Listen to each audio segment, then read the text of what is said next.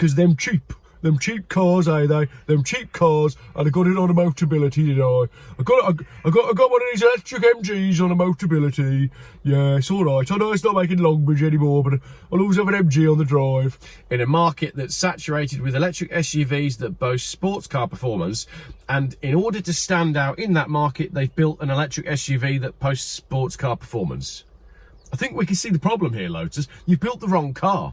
Good morning. How are we doing today on this fine Tuesday? I look a little bit like a cowboy who plays rugby today. Some people in the videos the other day said I look exactly like Woody from Toy Story. I suppose I did, because I was wearing my orange check shirt.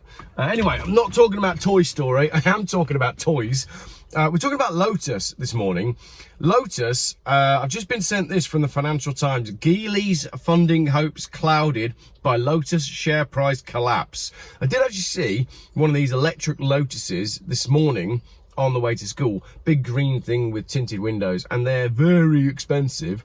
And if you don't know much about them, go and watch Harry Metcalf's rather scathing review. And that'll tell you all you need to know for the background to this article. But basically, Lotus is a British brand that have struggled on... They pretty much always struggle. Yes, they were good at racing. Yes, you've got Colin Chapman who said simplify and then add lightness, didn't he? Was that his quote? Have I got that right?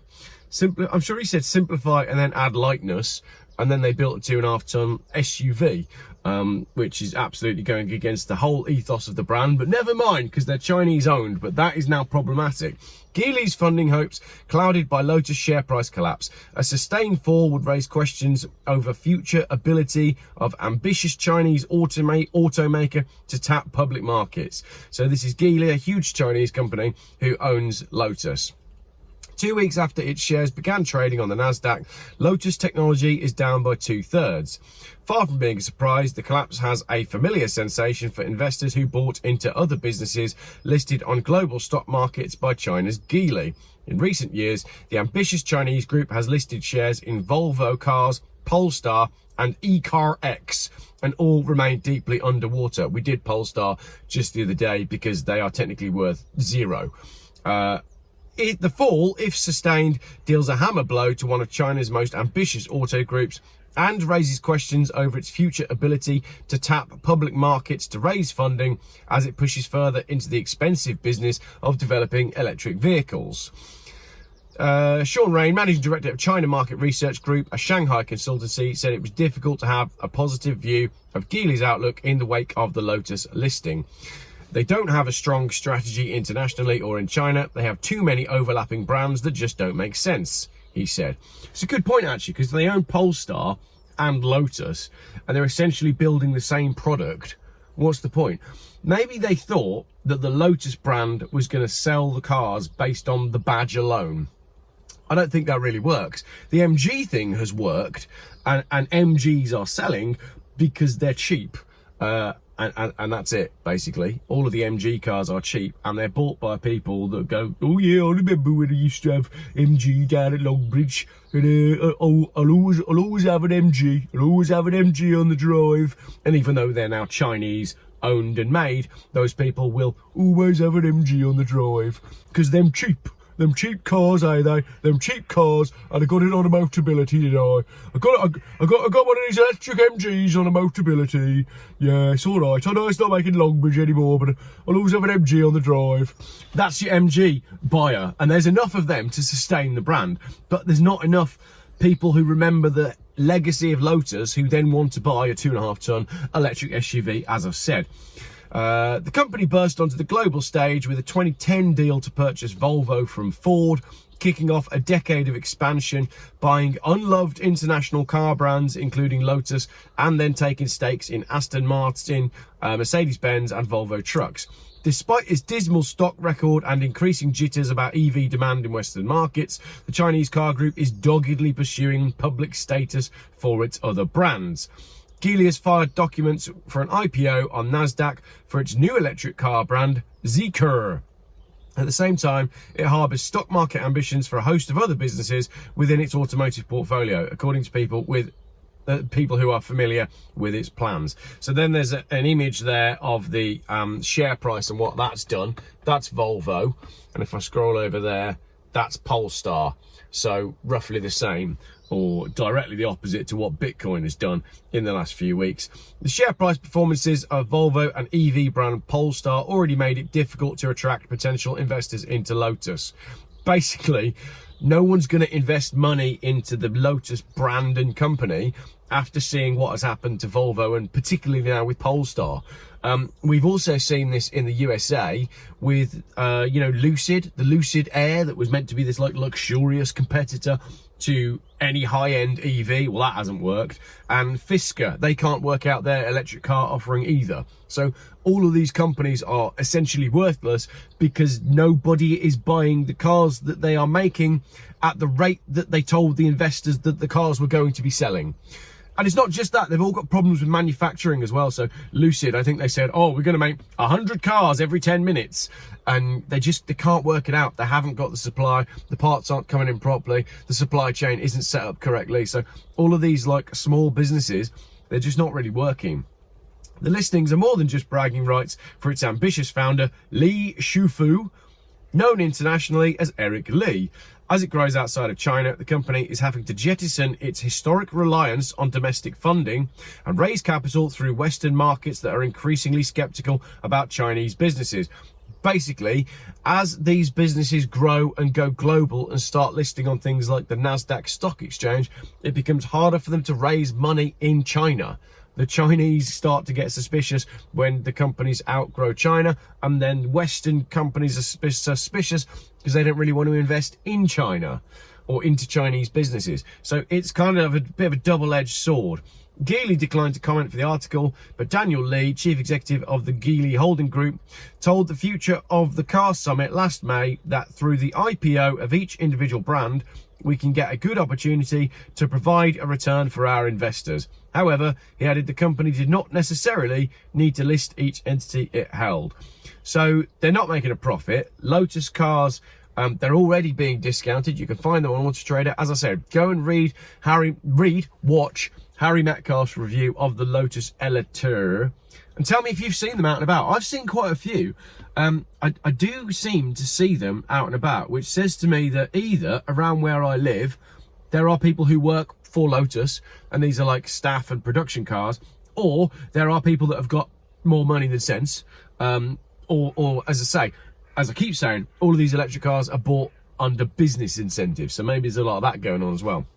Because 80 odd grand, it's not a cheap car, is it? It's a lot of money to spend on a car that hasn't got the range. And this reminds me of another video that I've got to make, because I've had an email from someone who bought one and tried to return it after 2 weeks. I'd forgotten that. This has jogged my memory. I'll tell you what, I'll make that video next. So there we go. It's an £80,000 car that isn't really working, can't do the range that they claimed it could do, and the people who are buying them are complaining about them. And now the Chinese company that owns Lotus is moaning that Lotus isn't worth any money, and we're going to see what happens next with Lotus. I just got to go back to what I said about Colin Chapman. Like, the Elise, the S1 Lotus Elise is like peak car, beautiful, lightweight, powerful K-series engine that was fun. Don't mention head gaskets, because that was, again, the head gasket thing with the K-series engine, it's just because they were badly built. They used the wrong type of head gasket. They put the water pipes underneath the car. The water pipes would rust out. There's so many different things with those head gaskets. The K-series is a very good engine, but you can't mention K-series without someone saying head gasket. And those Lotuses were fantastic, but we're not saying the same about the new ones. The article then goes on to say there's some details on who they acquired and when they acquired them and how much the share is. Lotus Chief Financial Officer Alexius Lee said the company's target segment, buyers of electric vehicles costing more than $80,000, was large and growing every year. Hang on. Lotus, as an early mover, will be able to capitalise, he said. We have a strong strategy which we believe will deliver results and returns to shareholders and investors. The problem is, yes, their target market is electric vehicles costing more than $80,000, but if a Tesla costs $50,000, and a Tesla is still the benchmark in electric vehicles, if you're bringing in an electric car that is $30,000 more expensive than the Tesla, it has to be better than the Tesla. Why would you spend $30,000 to get something that's worse than a car that you could have spent $50,000 on? This is the problem with the luxury electric market, notwithstanding the fact that they're all heavy SUVs. Lotus commercial head Mike Johnstone said investors were interested in the company's history and heritage, which stemmed from motor racing. 2.5-ton electric SUVs couldn't be further away from the Lotus that we know and love. The history and heritage, he believed, would help the brand stand out in a market increasingly saturated with electric SUVs all boasting sports car performance. Hang on a minute. Commercial head Mike Johnson says that Lotus are going to stand out in a market that's saturated with electric SUVs that boast sports car performance, and in order to stand out in that market, they've built an electric SUV that boasts sports car performance. I think we can see the problem here, Lotus. You've built the wrong car. The business has raised $880 million from new investors, money that, along with its $500 million cash, will help keep the business until it becomes cash generative next year. Lotus plans to produce electric SUVs at its new production line in Wuhan, and it thinks it will expand sales from a few thousand to 150,000 by 2028. Despite the price performances of the listed shares, people close to Geely dismissed the price move as short-term blips. By the end of the decade, the direction of travel is pretty clear, said one person. The portfolio power of Chinese-controlled brands is going to strengthen. If Geely wants to go global, it needs to press ahead with its flotation strategy, but the underperformance of its listed company stock is hardly an incentive for international investors. Exactly. Do you want to invest in my company? We make Polestar, we make Lotus. Or I don't know. How are both of those doing? Pretty crap, to be honest. Pretty crap. Yeah, probably not going to be investing in that. Tu Lee, head of consultancy Sino Auto Insights, noted that by listing its international brands, Geely had gone from a fairly complicated portfolio to an extremely complicated one. Simplify and add lightness, or overcomplicate things. The challenges are of their own making, he said. They have all these brands now that they need to manage, and many of them are foreign brands, and this is new. So there we go, Geely and Lotus, a little bit of a dash around what's going on with Geely and Lotus. As I said, I am now going to film the video where someone's contacted me saying, Geoff, I bought this Lotus electric car. It's not doing what it's supposed to be doing. It's gone back for multiple problems. The range is not what's claimed, and I'm trying to return it under the Sale of Goods Act, and they are basically saying they won't have the car back. He'd only owned it 2 weeks by the time he was trying to return it, and obviously he's going to take a huge financial hit if indeed he can get rid of the car. What do you think about the Lotus electric SUV? Do you like the look of it? Do you think it's ridiculous? What do you think Lotus should have done? And am I right in saying peak Lotus is the Elise S1? However, I do have a hankering for an Esprit Turbo, either in the same spec that James May had on that episode of it was Top Gear, wasn't it? It wasn't the Grand Tour. Or the James Bond Esprit Turbo with the graphics on it. Or the first Esprit, also a James Bond car. And again, like, even the fact that I've concluded the video by talking about the great Lotus cars, doesn't that just highlight how far wrong they've gone with this move to electric SUVs? It's another fantastic brand that may have struggled with money and may have at some point got involved with John DeLorean, who was dodgy as hell, but I really like John DeLorean. John DeLorean was involved and Colin Chapman was involved, and maybe Colin Chapman was in a lot of trouble for drugs with John DeLorean. Great story. But, you know, did Colin Chapman know about all of this with DeLorean? Fascinating. There it is. You know, we've talked about racing, we've talked about fantastic cars, we've talked about the history of Lotus, and we finish up with the fact that Geely basically says they can't raise money because the brand isn't working. Great shame. Let me know what you think in the comments. Got quite a few videos coming up today because I've got a busy one, and let's not mention the weather. Cheers.